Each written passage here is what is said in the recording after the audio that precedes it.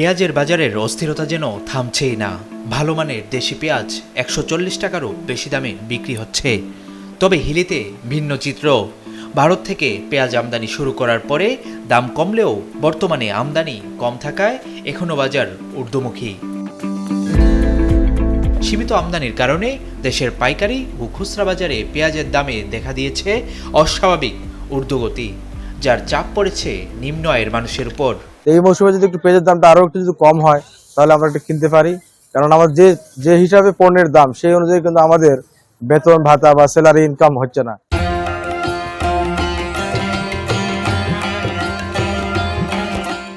হিলি স্থলবন্দর দিয়ে বর্তমানে প্রতিদিন মাত্র ২ থেকে ৪টি ট্রাকে ভারতীয় পেঁয়াজ আমদানি হচ্ছে।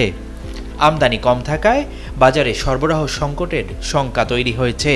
যদিও সরকার দেশের কৃষকদের ন্যায্য মূল্য নিশ্চিত ও অতিরিক্ত আমদানি নিরুৎসাহিত করতে এমন সিদ্ধান্ত নিয়েছে। এটা বন্ধ করা যাবে না আপাতত। যদি বন্ধ করা যায়, দেশের কিছু কৃষকের নাম দেয়, আসলে কৃষক বললে ভুল হবে। একটা পেঁয়াজ ১৪০ টাকায় চলে যাচ্ছে, যে উৎপন্ন খরচ হচ্ছে ৩০ থেকে ৪০ টাকা। এইভাবে তো দেশের ১৮ কোটি মানুষকে জিম্মি করা যাবে না। তাই গভর্নমেন্টকে আমি অনুরোধ করব যে আপাতত রমজান পর্যন্ত যেন কোনো প্রকার আইপি বন্ধ না করার জন্য উন্মুক্ত করে দিলে এটা ভালো হয়। আর যেভাবে চলছে অবশ্যই এটা চলমান রাখতে হবে।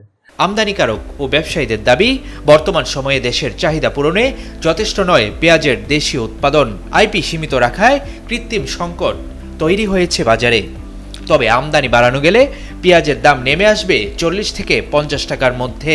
সামনে যেহেতু মাহে রমজান, এই কারণে আমরা মনে করছি যে পেঁয়াজের আমদানির বিধিনিষেধটা যদি সরকার উজ্জ্ব করে দেয় তাহলে পেঁয়াজের বাজার স্থিতিশীল হবে বলে আমরা মনে করছি।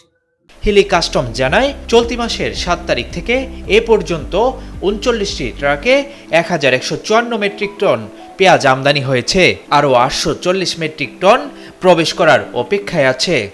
পেঁয়াজ হিলি স্থল শুল্ক বন্দর দিয়ে সরকার কর্তৃক ৭ই ডিসেম্বর থেকে যে আইপি প্রদান করা হচ্ছে, সে ধারাবাহিকতায় এখন পর্যন্ত প্রায় ৩৯টি ট্রাকে ১১৫৪ মেট্রিক টন পেঁয়াজ হিলি স্থল শুল্ক স্টেশনে প্রবেশ করেছে।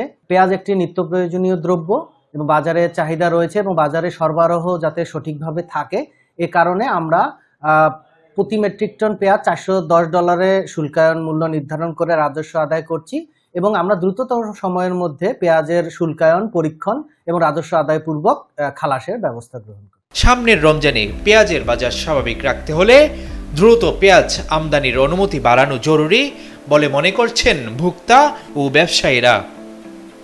Abu Bakr Raihan, Daily Sun.